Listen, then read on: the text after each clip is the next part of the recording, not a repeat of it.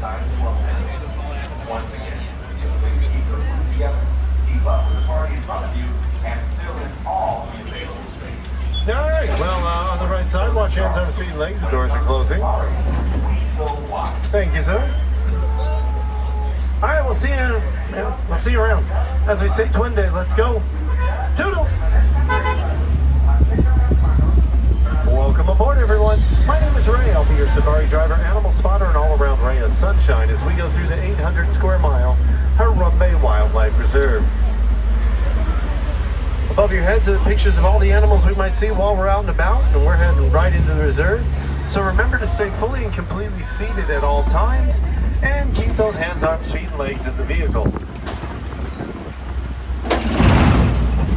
We're starting in the Ituri Forest, where the animals can blend in super easily, like the bongo that's laying down in the bush here on the right side. Much easier to see is the okapi that's further out there by the bamboo. With its brown body, white face, and striped legs, it's the closest living relative to a giraffe. Yep, long neck, long skull, long tongue. As a matter of fact, that tongue is so long it can lick its own eyeball.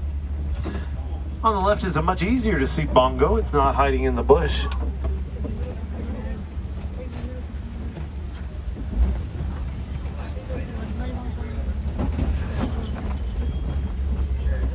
Keep chugging along. Let's see what else we can find out here. In the water, I'm already seeing a large bird. That black and white bird is a saddle-billed stork, and it stands about 6 foot tall.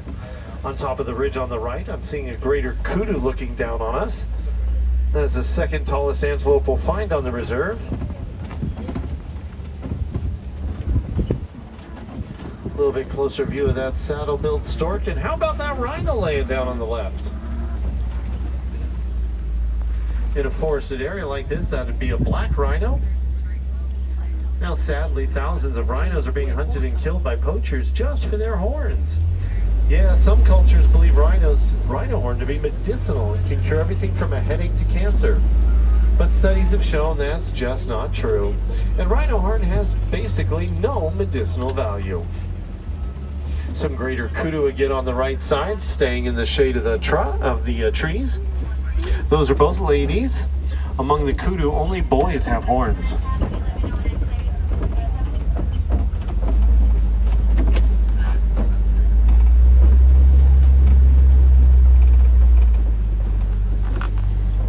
Not finding much else, so I think we'll head out of the forest, maybe go on down to the Safi River.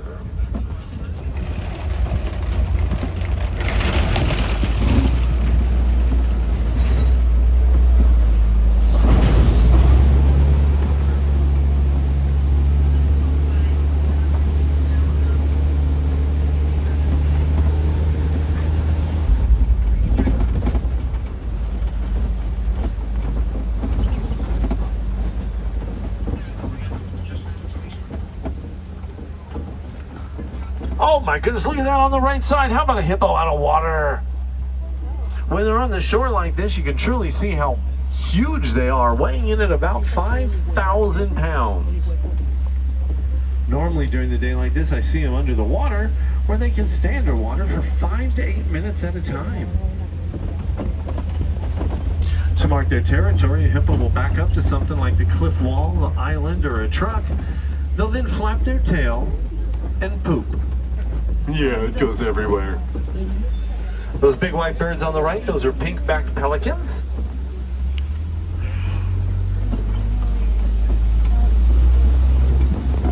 Thought I saw a disturbance in the water. Maybe another hippo? I'm not sure.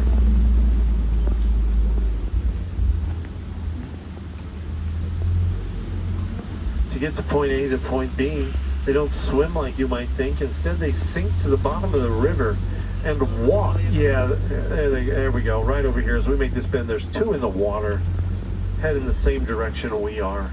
You can just see them over the cliff. There's another one moving between the two islands.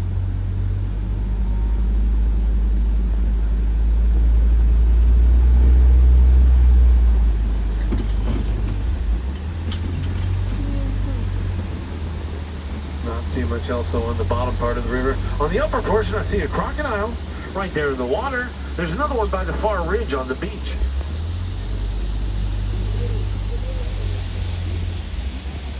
Crocodiles are ectothermic, so they don't sweat. But to regulate their body temperature, they'll move in and out of the water, or just simply open and close their mouths.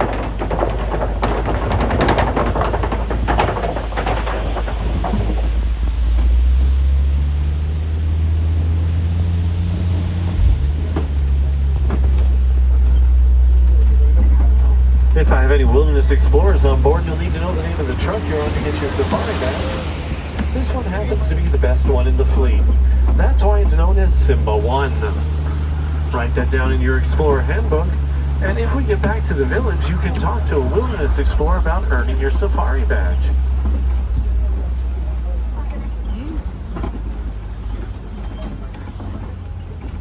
Over on the right side, that's a baobab tree. It'll live to be about 2,000 years old.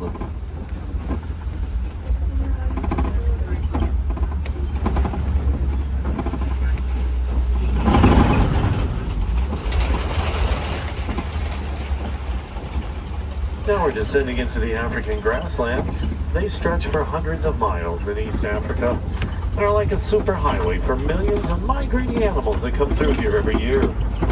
Yes, this is just a small portion of that wild Africa we're trying to protect and preserve. For animals like the zebra or zebra on your right. A group of zebra, that's known as a dazzle. Each zebra stripe pattern is individual to that zebra, much like your fingerprints are individual to you.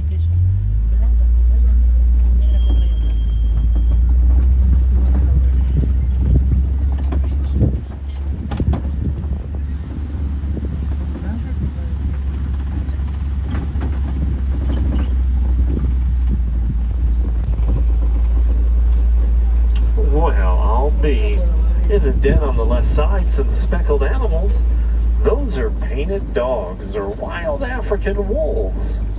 They are the most successful predator in all of Africa. When they hunt, well, they'll hunt as a pack and literally chase their prey until it drops from exhaustion.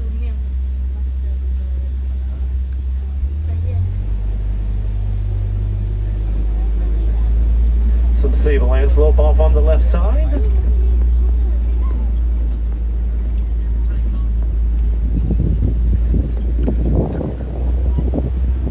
These big piles of dirt we're coming up on, these are termite mounds. Termites build them with just dirt, saliva, and dung. But if we're lucky, there'll be a termite mound by our base camp.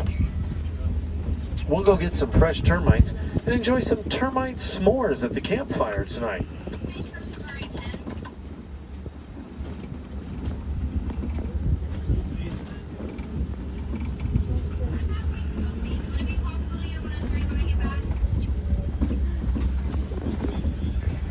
All right, we're gonna go get another look at these zebra up here.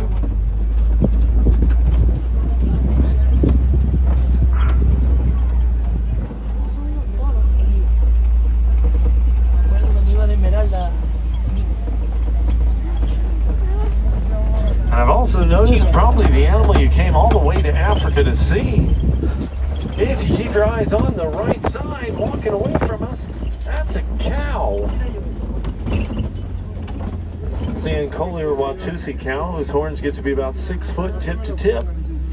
Those cows aren't used for milk, meat, or work. They are purely a status symbol. Yeah, the more cows you have, the wealthier it's perceived you are. Now, sometimes they will be included as part of a dowry. So, gentlemen, do keep that in mind.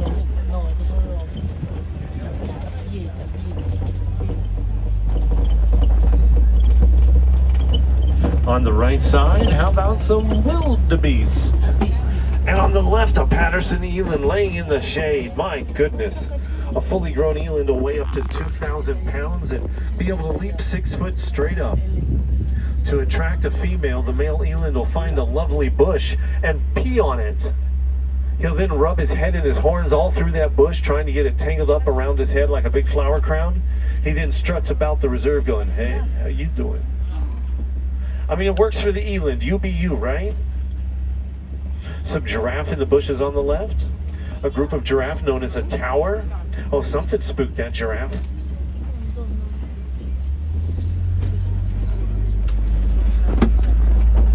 Of course, if you're looking at the adult giraffe, which can stand up to 20 feet tall on the left, you'll miss the baby giraffe on the right that's born at about 6 foot tall.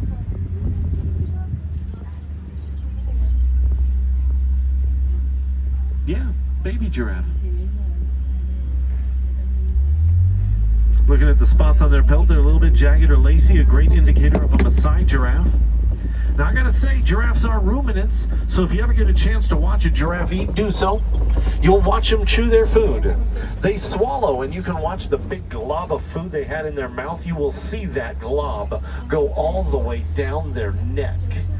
And then a couple seconds later, you will watch that glob come all the way right back up their neck, and they'll chew it again. Yes, giraffes get so many nutrients out of what they eat. What comes out the other end kind of looks like milk duds.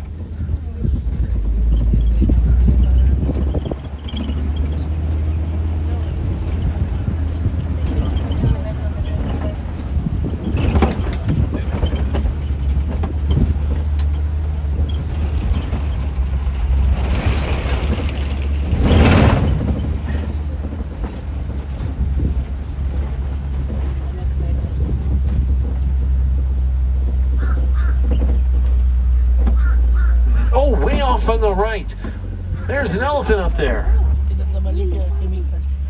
Now I only see the one elephant, so I'm going to say it is a male elephant. You see, elephant herds are matriarchal, so they're made up of women and children only.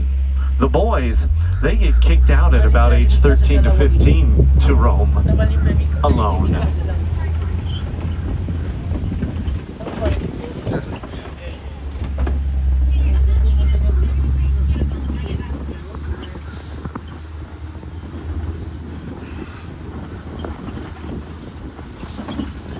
I've been told they finally finished working on this bridge here to get us to the red clay pits, and I don't see any missing boards. They got that piece on the right almost back into place, so I think we should be good.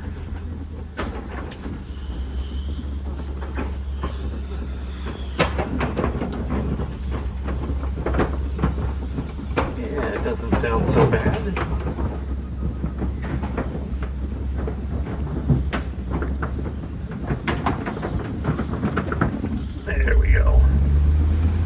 I like going to the red clay pits because, well, elephants frequent the area. They'll come through and dig at the red muddy walls to get trace amounts of that mud to eat. Yep, by eating the mud, they get vital minerals and nutrients into their diet they don't ordinarily get. A baby elephant, when it is born, only weighs about 250 to 300 pounds. Naturally, that's after a 22-month pregnancy. Yeah, I see a lot of faces like that. For some reason, that's not a favorited fact.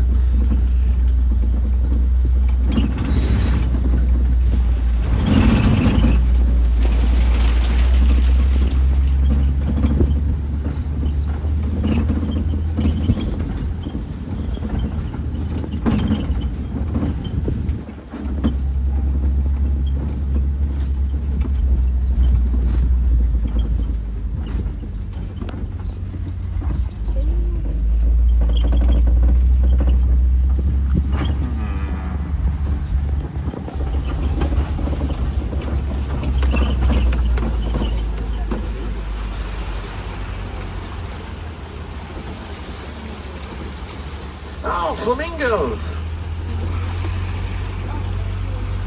These look to be the greater flamingo, one of two species of flamingos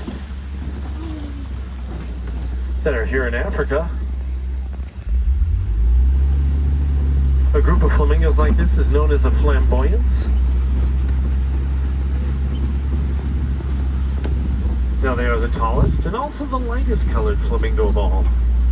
See, when they're born, they're small, they're fuzzy, and they're gray. Yeah. It takes them a few years to turn pink from all the brine shrimp, which makes up their main diet.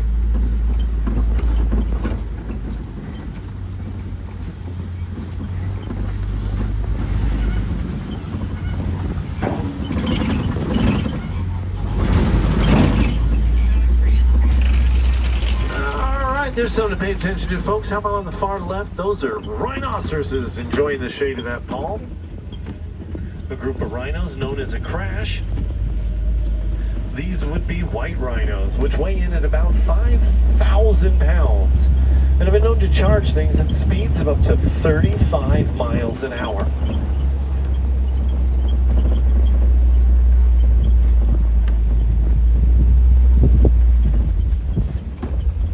The white rhino did get their name by accident. Originally, they were known as the white rhino. White means wide, and it refers to their wide lips. But those first explorers of the area, they didn't hear white. No, they heard white. So they've been the white rhino ever since. Yeah, if you see a tail flicking out on the left side, about 3/4 of the way up that ridge, there's a cheetah or two up there. Their spots help them blend in so well, making them incredibly hard to see, but that's on purpose. That allows them to have the element of surprise against whatever they might be interested in. Because even though they are one of the fastest land animals known to man and can run up to 60 miles an hour, they can only do that for a short distance, about the length of a football field. At that point, they'll be plain tuckered out. All they could do is lay over their prey. Now, other animals know this, and they'll come push the cheetah off their prey, take it for their own dinner, and the cheetah goes hungry.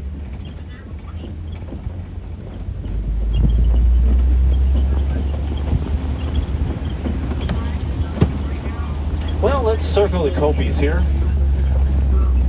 Sometimes animals get up on top of the rocks here to get a better view of things, or even just take a nap.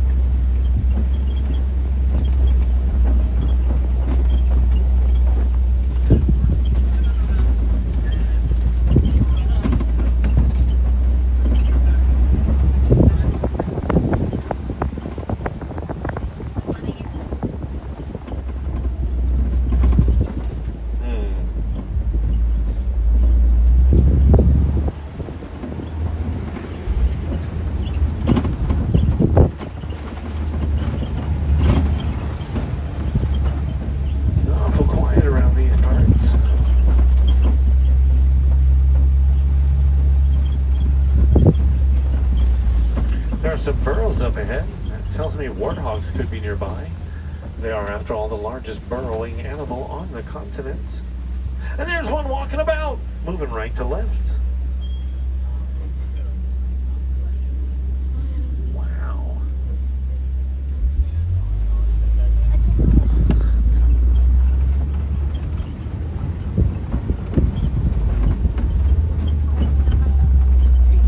There's an ostrich on the right harassing that warden. Ostriches are the fastest birds on land. They can run up to 40 miles an hour. They do have wings, but unfortunately they're so big and heavy, they can't fly. Not surprised to see that ostrich here, as there are some ostrich eggs over on the right side. Each egg, well, they'll weigh about 3 pounds. They're equivalent to approximately 2 dozen chicken eggs.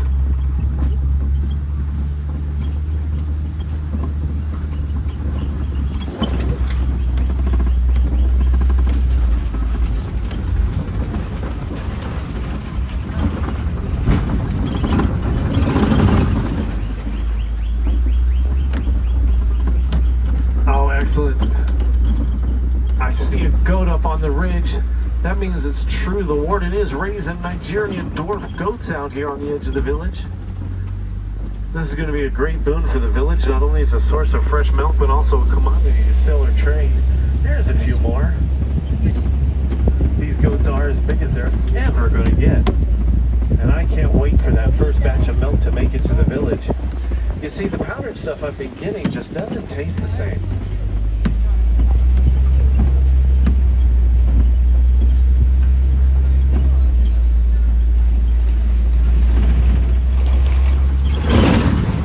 Naturally, you can always help with your local wildlife and wild places by doing things where you live. Yes, it could be something simple like putting out a bird house or a bat house. Or it could even be as simple as going down to your local shelter and adopting one of the lovable critters you find there. Well, I don't guarantee you'll find a cheetah or a goat, but hopefully you can find something to love. That way future generations, well, they can see the beauty that surrounds us all.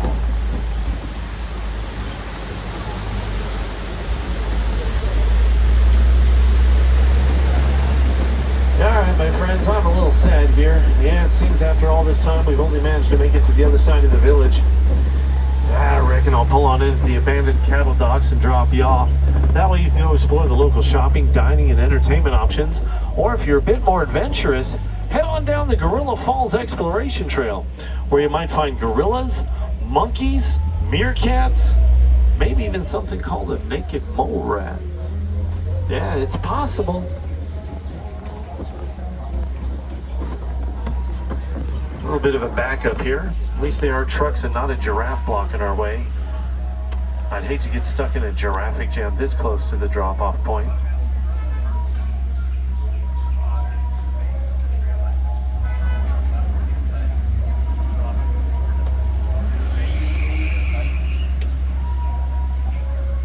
Alright, we got our clearance into the dock.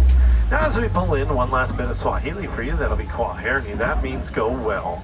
Folks, it's been a pleasure to take you out on safari. I sure hope you enjoyed the short time we spent together. Have a great afternoon wherever your travels take you. Be safe, have fun, and of course, Kwaheri, everyone. Okay.